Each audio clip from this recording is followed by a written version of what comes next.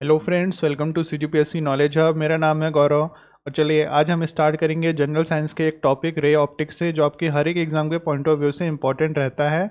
इससे क्वेश्चन बनते ही बनते हैं। हमारी CG एडीओ त्रिविषय कोर्स आप 1399 में अवेल कर सकते हैं, जिसमें आपको 3 विषय मिल जाएंगे: ग्रामीण विकास, पंचायती राज और आजीविका। इसके साथ साथ इसमें आपको recorded classes, PDF note, lecture wise quiz और 1 साल की कोर्स वैलिडिटी मिल जाएगी। और CG एडीओ ऑनलाइन क्लास जो कोर्स 2000 का है, आप उसको 1700 में भी अवेल कर सकते हैं अर्ली बर्ड कूपन कोड का यूज़ करके। इसमें ज़्यादा जानकारी के लिए आप हमारे ऐप CGPSC नॉलेज हब को ज़रूर डाउनलोड करें और रेफ़र करें, या इस नंबर में भी कांटेक्ट कर सकते हैं। स्टार्ट करते हैं पहले क्वेश्चन से। एक माध्यम से दूसरे माध्यम में जाने पर प्रकाश के मुड़ने की घटना को क्या कहा जाता है? परावर्तन, अपवर्तन, विवर्तन या प्रकीर्णन? एक माध्यम से दूसरे माध्यम में जाने पर प्रकाश के मुड़ने की घटना को क्या कहा जाता है? परावर्तन, अपवर्तन, विवर्तन या प्रकीर्णन? सही इसका आंसर इसको कहा जाता है अपवर्तन, मतलब रिफ्रैक्शन। जब प्रकाश एक माध्यम से दूसरे माध्यम में जाती है तो जो प्रकाश में मुड़ने की घटना को उसको कहा जाता है रिफ्रैक्शन, अपवर्तन। ठीक है, इसको ध्यान में रखिएगा। अगला क्वेश्चन देखते हैं। प्रकाशिकी का कौन सा नियम बताता है कि आपतित किरण, परावर्तित किरण सतह के समान सभी एक ही तल पर होते हैं? Snell's law, Fermat's principle, Huygens principle या लॉ ऑफ रिफ्लेक्शन? मतलब स्नेल्स का सिद्धांत, फर्मेंट्स का सिद्धांत, हाइगन्स का सिद्धांत या प्रतिबिंब का सिद्धांत? इसका सही आंसर है लॉ ऑफ रिफ्लेक्शन, मतलब प्रतिबिंब का सिद्धांत। प्रतिबिंब का सिद्धांत बताता है कि जो आपका आपतित किरण होगा, उसके बाद जो परावर्तित किरण होगा, और सतह के समान सभी एक ही तल पर रहते हैं। ठीक है, इसको आप ध्यान में रखिएगा। लॉ ऑफ रिफ्लेक्शन, प्रतिबिंब का सिद्धांत। अगला क्वेश्चन है। जब एक प्रकाश की किरण विरल माध्यम से सघन माध्यम में जाती है तो क्या होता है? उसकी गति बढ़ जाती है, उसकी गति धीमी पड़ जाती है, उसकी गति स्थिर रहती है, या वो प्रतिबिंब हो जाता है? जब एक प्रकाश की किरण विरल माध्यम से सघन माध्यम में जाती है तो इनमें से क्या होता है? इसका सही आंसर है उसकी गति धीमी पड़ जाती है। याद रखिएगा, जब एक प्रकाश की किरण आपके विरल माध्यम से सघन माध्यम में जाती है तो उसकी गति धीमी पड़ती है। इसी में अगला क्वेश्चन देखते हैं। जब एक प्रकाश की किरण सघन माध्यम से विरल माध्यम में जाती है तो इनमें से क्या होता है? उसकी गति बढ़ती है, उसकी गति धीमी पड़ती है, उसकी गति स्थिर रहती है, या उसमें प्रतिबिंब हो जाता है? जब एक प्रकाश की किरण सघन माध्यम से विरल माध्यम में जाती है तो इनमें से क्या होता है? की गति बढ़ती है, धीमी पड़ती है, सामान्य रहती है, या उसमें प्रतिबिंब होता है? इसका सही आंसर है उसकी गति इस समय बढ़ जाती है जब वो सघन माध्यम से विरल माध्यम में जाती है। तो अगला क्वेश्चन देखते हैं। जब एक प्रकाश की किरण कांच के प्रिज्म से होकर गुजरती है तो उसमें क्या होता है? परावर्तन, अपवर्तन, विवर्तन या प्रकीर्णन? जब एक प्रकाश की किरण कांच के प्रिज्म से होकर गुजरती है तो इनमें से क्या होता है? परावर्तन, अपवर्तन, विवर्तन या प्रकीर्णन? सही आंसर है जब एक प्रकाश की किरण कांच की प्रिज्म से होकर गुजरेगी तो उस पर डिस्पर्जन होगा, मतलब प्रकीर्णन होगा। क्या होता है? एक वाइट लाइट है, अगर वो कांच के प्रिज्म से होकर गुजर रही है तो वो जितने भी उसमें कलर कंपोनेंट्स रहते हैं उस पर ब्रेक हो जाती है। ठीक है, ये आपको हमेशा ध्यान रखना है। डिस्पर्जन ऑफ लाइट होता है, मतलब प्रकीर्णन की प्रक्रिया होती है जब प्रकाश की किरण कांच की प्रिज्म से होकर गुजरती है। अगला क्वेश्चन देखते हैं। प्रकार के निम्नलिखित रंगों में से कौन सा प्रिज्म द्वारा सबसे अधिक अपवर्तित किया जाता है? रेड, वॉयलेट, ब्लू या सभी रंग समान रूप से अपवर्तित होते हैं? प्रकाश के निम्नलिखित रंगों में से कौन सा प्रिज्म द्वारा सबसे अधिक अपवर्तित किया जाता है? रेड, वॉयलेट, ब्लू या सभी रंग समान रूप से अपवर्तित होते हैं? इसका सही आंसर है वॉयलेट। जो आपका वॉयलेट कलर रहता है वो प्रिज्म द्वारा सबसे अधिक अपवर्तित किया जाता है। ठीक है, एक वाइट लाइट होता है, अपने कलर कंपोनेंट्स में टूटता है जब वो प्रिज्म से होकर गुजरता है, लेकिन सबसे ज़्यादा अपवर्तित कौन से कलर में आता है? वॉयलेट कलर में आता है। ध्यान रखिएगा।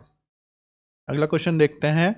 क्रांतिक कोण मतलब क्रिटिकल एंगल वह आपतन कोण है जिस पर अपवर्तित कोण होता है कितना, 90 डिग्री, आपतन कोण के बराबर, घटना के कोण के बराबर या आपतन कोण से कम। क्रांतिक कोण क्रिटिकल एंगल वह आपतन कोण होता है जिस पर अपवर्तित कोण होता है, इनमें से कौन। सही आंसर है 90 डिग्री।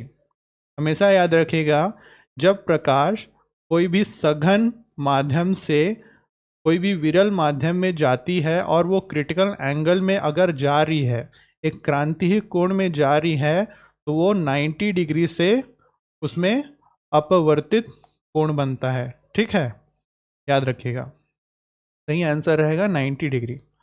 अगला क्वेश्चन देखते हैं। जब प्रकाश की एक किरण अवतल लेंस मतलब कॉनकेव लेंस से गुजरती है तो क्या होता है, विचलन, अभिसरण, समानांतर रहती है या इनमें से कोई भी नहीं। जब प्रकाश की एक किरण अवतल लेंस कॉनकेव लेंस से गुजरती है तो इनमें से क्या होता है। सही आंसर है, जब प्रकाश की किरण कॉनकेव लेंस मतलब अवतल लेंस से गुजरती है तो उसमें डाइवर्जेंस आता है, विचलन होता है। ये आपका है कॉनकेव लेंस। जब एक प्रकाश की किरण आपके कॉनकेव लेंस से होकर गुजर रही है तो इसमें डाइवर्जेंस मतलब विचलन हो रहा है। इसी में अगला क्वेश्चन देखते हैं। जब प्रकाश की किरण एक उत्तल लेंस मतलब कॉन्वेक्स लेंस से गुजरती है तो उसमें क्या होता है, विचलन, अभिसरण या वो समानांतर रहती है या इनमें से कोई भी नहीं। जब एक प्रकाश की किरण उत्तल लेंस कॉन्वेक्स लेंस से होकर गुजरती है तो इनमें से क्या होता है, विचलन, अभिसरण, समानांतर रहती है या इनमें से कोई भी नहीं। इसका सही आंसर है, जब वो कॉन्वेक्स लेंस से होकर गुजरती है तो उसमें होता है अभिसरण। ये आपका कॉन्वेक्स लेंस है। जब एक प्रकाश की किरण एक कॉन्वेक्स लेंस से होकर गुजरेगी तो वो एक पॉइंट पे जाके फोकस हो जाती है, उसमें कन्वर्जेंस होता है, उसको अभिसरण बोलते हैं। अगला क्वेश्चन देखते हैं। ऑप्टिकल केंद्र और उत्तल केंद्र के मुख्य फोकस के बीच की दूरी को क्या कहा जाता है, फोकल की लंबाई, एपर्चर, पावर या आवर्धन। ऑप्टिकल केंद्र और उत्तल लेंस के मुख्य फोकस के बीच की दूरी को क्या कहा जाता है, फोकल की लंबाई, एपर्चर, पावर या आवर्धन। सही आंसर है, इसको कहा जाता है फोकल की लंबाई। जो आपके ऑप्टिकल केंद्र और उत्तल लेंस के मुख्य फोकस के बीच की दूरी को क्या कहा जाता है, फोकल की लंबाई। अगला क्वेश्चन देखते हैं। उत्तल लेंस द्वारा उत्पादित आवर्धन क्या है। इनमें से आपको बताना है, हमेशा सकारात्मक, हमेशा नकारात्मक, सकारात्मक या नकारात्मक दोनों हो सकता है या ज़ीरो। उत्तल लेंस द्वारा उत्पादित आवर्धन यानी मैग्निफिकेशन क्या होता है इनमें से। इसका सही आंसर है, कुछ भी हो सकता है, पॉजिटिव और नेगेटिव, सकारात्मक और नकारात्मक दोनों हो सकता है। ठीक है, इसको ध्यान में रखिएगा। अगला क्वेश्चन देखते हैं। उत्तल दर्पण मतलब कॉन्वेक्स मिरर द्वारा बनाई गई छवि हमेशा होती है वास्तविक और उल्टा, आभासी और उल्टा, वास्तविक और सीधा या आभासी और सीधा। इनमें से आपको बताना है। उत्तल दर्पण मतलब एक कॉन्वेक्स मिरर, ये आपका कॉन्वेक्स मिरर है, इसके द्वारा बनाई गई छवि हमेशा कैसी होती है, इनमें से आपको बताना है। सही आंसर है, ये हमेशा आभासी और सीधी रहती है। आपके कॉन्वेक्स मिरर द्वारा बनाई गई छवि हमेशा आभासी और सीधी होती है। अगला क्वेश्चन देखते हैं। अवतल दर्पण द्वारा बनाई गई छवि किस पर निर्भर करती है, दर्पण की फोकल की लंबाई, ऑब्जेक्ट का आकार, वस्तु और दर्पण के बीच की दूरी या उपर्युक्त सभी। अवतल दर्पण द्वारा बनाई गई छवि किस पर निर्भर करती है, दर्पण की फोकल की लंबाई पे, ऑब्जेक्ट का आकार पे, वस्तु और दर्पण के बीच की दूरी पे या उपर्युक्त सभी। सही आंसर है उपर्युक्त सभी पे। जो अवतल दर्पण द्वारा छवि बनाई जाती है वो दर्पण के फोकल की लंबाई, ऑब्जेक्ट का आकार, वस्तु और दर्पण के बीच की दूरी, इन सभी पर निर्भर करेगी। अगला क्वेश्चन देखते हैं। जब प्रकाश की एक किरण अवतल दर्पण के फोकस से होकर गुजरती है तो क्या होता है, आपको बताना है। एक ही रास्ते पर वह वापस प्रतिबिंब होता है, यह मुख्य धुरी के समानांतर परिलक्षित होता है, यह मुख्य अक्ष के लंबवत परिलक्षित होता है या अपवर्तित हो जाता है? जब प्रकाश की किरण अवतल दर्पण के फोकस से होकर गुजरती है तो इनमें से क्या होता है? सही आंसर है बी, एक मुख्य धुरी के समानांतर परिलक्षित होता है। ध्यान रखिएगा, कब? जब एक प्रकाश की किरण अवतल दर्पण के फोकस से होकर गुजरती है। अगला क्वेश्चन देखते हैं, अवतल दर्पण द्वारा उत्पादित आवर्धन क्या होता है? इस बार आपको अवतल दर्पण के द्वारा उत्पादित आवर्धन मतलब मैग्निफिकेशन क्या होता है वो बताना है। हमेशा सकारात्मक, हमेशा नकारात्मक, सकारात्मक या नकारात्मक दोनों, या जीरो? अवतल दर्पण द्वारा उत्पादित आवर्धन मैग्निफिकेशन इनमें से क्या होता है? सही आंसर है, ये भी कुछ भी हो सकता है, पॉजिटिव नेगेटिव मतलब, या सकारात्मक या नकारात्मक दोनों हो सकता है। ठीक है, ध्यान रखिएगा। अगला क्वेश्चन देखते हैं, प्रकाश को उनके घटक रंगों में विभाजित करने की घटना को क्या कहा जाता है? परावर्तन, अपवर्तन, विवर्तन या प्रकीर्णन? प्रकाश को उनके घटक रंगों में विभाजित करने की घटना को क्या कहा जाता है? परावर्तन, अपवर्तन, विवर्तन या प्रकीर्णन? सही आंसर है, उसको कहा जाता है डिस्पर्जन ऑफ लाइट मतलब प्रकीर्णन। ठीक है, जब प्रकाश अपने जितने भी घटक रंग होते हैं उसमें विभाजित होता है तो उसको डिस्पर्जन ऑफ लाइट कहा जाता है, मतलब प्रकीर्णन कहा जाता है। अगला क्वेश्चन देखते हैं, विजिबल स्पेक्ट्रम में प्रकाश के रंग इनमें से क्या होते हैं आपको बताना है। Red green blue, red yellow blue, red orange yellow, green blue indigo violet या red orange yellow green blue purple? Visible spectrum में प्रकाश के रंग इनमें से कौन से होते हैं? इसका सही आंसर है, विजिबल स्पेक्ट्रम में प्रकाश के रंग सी रहते हैं। बेसिक क्वेश्चन है, red, orange, yellow, green, blue, Indigo और वॉयलेट। ध्यान रखिएगा इसको। ठीक है, एक वाइट लाइट है, ये जितने भी अपने कलर कंपोनेंट्स में टूटता है इस हिसाब से रहते हैं। ठीक है, ध्यान रखिएगा। अगला क्वेश्चन देखते हैं, एक माध्यम का अपवर्तक सूचांक मतलब रिफ्रैक्टिव इंडेक्स क्या होता है आपको बताना है। वैक्यूम में प्रकाश की गति और माध्यम में प्रकाश की गति का अनुपात, माध्यम में प्रकाश की गति, वैक्यूम में प्रकाश की गति का अनुपात, वैक्यूम में प्रकाश की वेवलेंथ, माध्यम में प्रकाश की वेवलेंथ का अनुपात, या माध्यम में प्रकाश की वेवलेंथ और वैक्यूम में प्रकाश की वेवलेंथ का अनुपात। एक माध्यम का अपवर्तक सूचांक मतलब रिफ्रैक्टिव इंडेक्स क्या होता है? सही आंसर है, होता है माध्यम में प्रकाश की गति और वैक्यूम में प्रकाश की गति का जो अनुपात रहता है उसको अपवर्तक सूचांक मतलब रिफ्रैक्टिव इंडेक्स कहा जाता है। अगला क्वेश्चन है, अपवर्तक सूचांक रिफ्रैक्टिव इंडेक्स की इकाई क्या होती है? मीटर, सेकेंड, रेडियंस या नन ऑफ द अबव? जो आपका अपवर्तक सूचांक रहता है मतलब रिफ्रैक्टिव इंडेक्स रहता है, उसकी इकाई मतलब यूनिट क्या रहती है? मीटर, सेकेंड, रेडियंस या नन ऑफ द अबव? इनमें से आपको बताना है। इसका सही आंसर है अपवर्तक सूचांक का नन ऑफ द अबव, इनमें से कोई भी नहीं, क्योंकि जो आपका रिफ्रैक्टिव इंडेक्स अपवर्तक सूचांक रहता है उसका कोई यूनिट नहीं रहता है। क्यों नहीं रहता है? क्योंकि वो एक अनुपात है। ठीक है, इसको ध्यान में रखिएगा। अगला क्वेश्चन देखते हैं, घटना का कोण जिस पर अपवर्तित कोण 90 डिग्री होता है क्या कहलाता है? विचलन का कोण, प्रतिबिंब का कोण, आलोचनात्मक कोण या अपवर्तन का कोण? घटना का कोण जिस पर अपवर्तित कोण 90 डिग्री होता है इनमें से क्या कहलाता है? विचलन का कोण, प्रतिबिंब का कोण, आलोचनात्मक कोण या अपवर्तन का कोण? सही आंसर है, उसको कहा जाता है क्रिटिकल एंगल मतलब आलोचनात्मक कोण। ठीक है, एक पिछले क्वेश्चन में अपन ने देखे भी थे, अगर ये क्रिटिकल एंगल पे लाइट जो रहता है एक डेंसर से रेयर मीडियम में जाता है तो वो 90 डिग्री से रिफ्लेक्ट होता है, उसको आलोचनात्मक कोण कहा जाता है।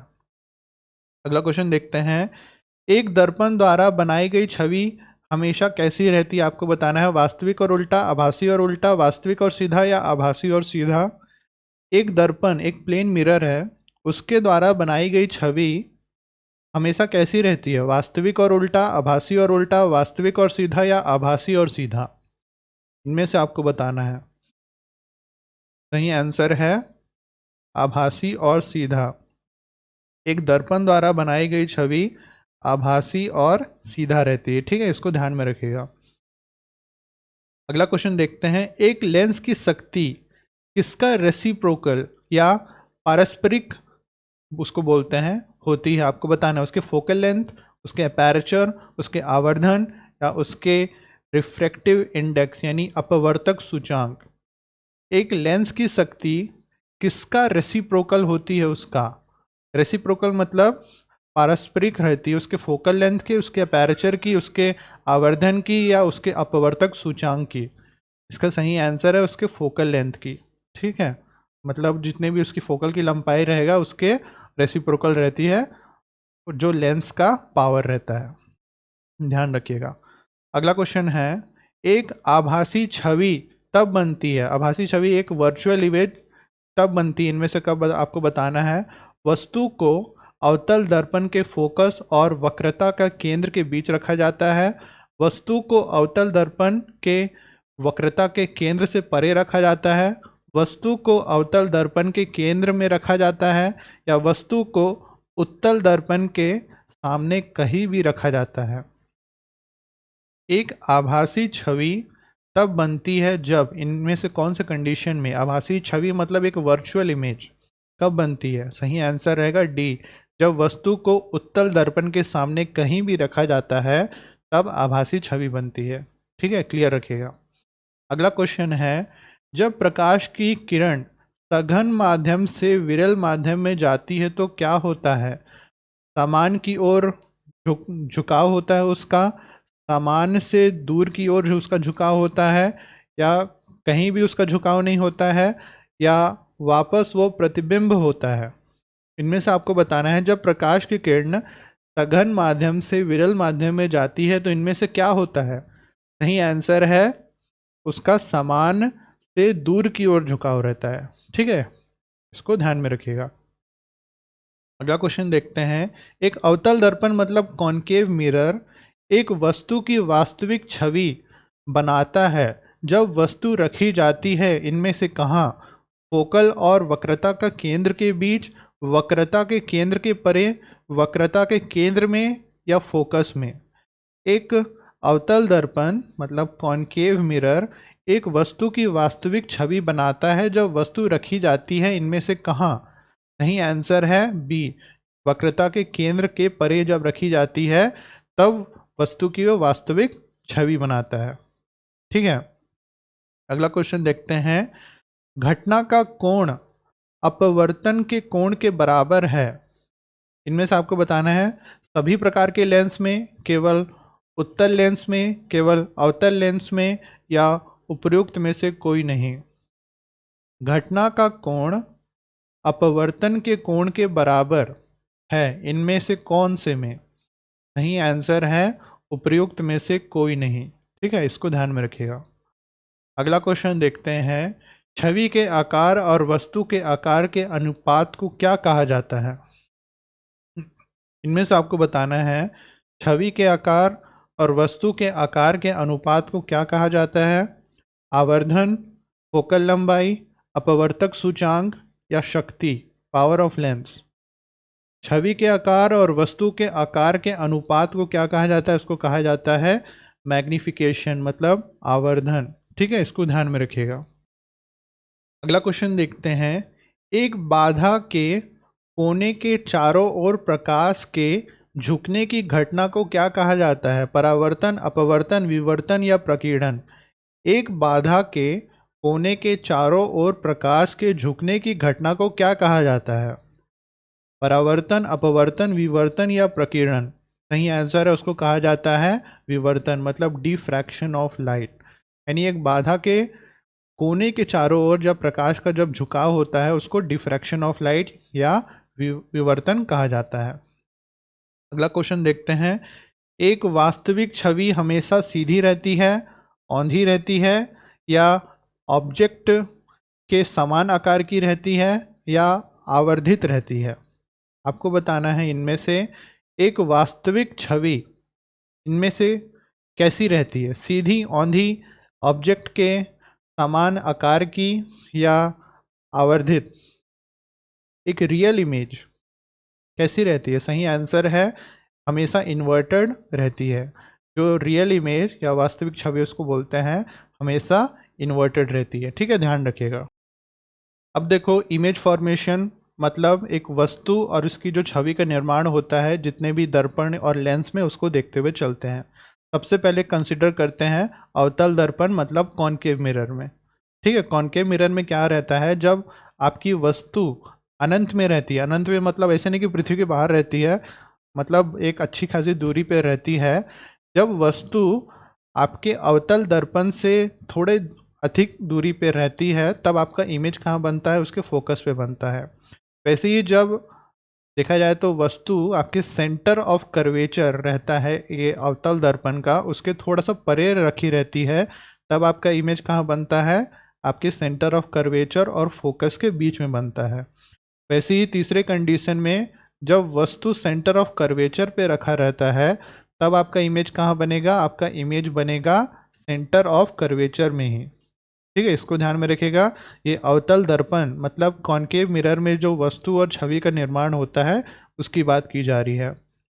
वैसे ही आगे देखते हैं, जब अवतल दर्पण पे वस्तु सेंटर ऑफ कर्वेचर और फोकस के बीच पे रहता है तब उसका छवि कहाँ बनेगा, सेंटर ऑफ कर्वेचर के परे। वैसे ही जब वस्तु को फोकस पे रखा जाता है अवतल दर्पण के, तब उसका छवि कहाँ बनेगा, इन्फिनिटी पे, अनंत पे। और फोकस के थोड़ा सा भी आगे जाने पर उसका छवि कहाँ बनेगा, जो आपका अवतल दर्पण रहता है उसके पीछे बनेगा। ठीक है, इतना आपको ध्यान रखना है। ये कॉनकेव मिरर का बात हुआ। वैसे ही कॉन्वेक्स मिरर में देखा जाए जो इमेज फॉर्मेशन या छवि निर्माण होता है वो कैसा रहता है, जब वस्तु अनंत में रहती है तब उसका छवि का निर्माण फोकस में रहता है, और वस्तु अगर देखा जाए तो उत्तल दर्पण के सामने है तब उसके छवि का निर्माण टी और उसके फोकस के एकदम मध्य में होता है। ये है कॉन्वेक्स मिरर का केस। वैसे ही कॉन्वेक्स लेंस का केस आ जाता है, जो आपका उत्तल लेंस होता है उसमें कैसे छवि का निर्माण होता है ये सब दिया गया है। जब मान लो वस्तु इसके 2f थोड़ा परे रखा रहता है तो आपका छवि यहाँ बनता है। जब वस्तु इसके 2f1 में रहता है तो इसका छवि भी 2f2 में ही बनता है। और अगर वस्तु 2f और f के बीच में रहता है तो इसका छवि थोड़ा सा यहाँ आगे बनता है। ठीक है, इसको थोड़ा समझने का कोशिश करिएगा। अगर नहीं समझ में आ रहा है, बिल्कुल भी समझ में नहीं आ रहा है, तो इस पर मैं अलग से वीडियो बनाने का कोशिश करूँगा। अभी फ़िलहाल इसको देखते हुए चलिए, क्योंकि अगर मैं इसको पूरा डिटेल से एक्सप्लेनेशन करने जाऊँ तो 15-20 मिनट और इसमें खींचने वाला है। अभी आप इसको देख लीजिए, आप इसको खुद से पढ़िएगा। अगर कुछ भी समझ में नहीं आया तो आपको कमेंट सेक्शन में मेरे को बताइएगा। ठीक है, तो उस पर मैं अलग से वीडियो बना लूँगा। यही आपका जो आपका कॉन्वेक्स लेंस रहता है उस पर ये केस है। और आखिरी में आता है इसका कॉनकेव लेंस। जितने भी कंडीशन आप में बनते हैं उस प्रकार से इसमें छवि निर्माण होता है। ठीक है, तो आज के लिए बस इतना ही करते हैं। वीडियो को लाइक करें, चैनल को सब्सक्राइब करें। इस लेक्चर की PDF आपको हमारे ऐप CGPSC नॉलेज हब में मंथली बेसिस पे मिल ही जाएगी। This is Gaurav Bhandarkar signing off for today. Thank you.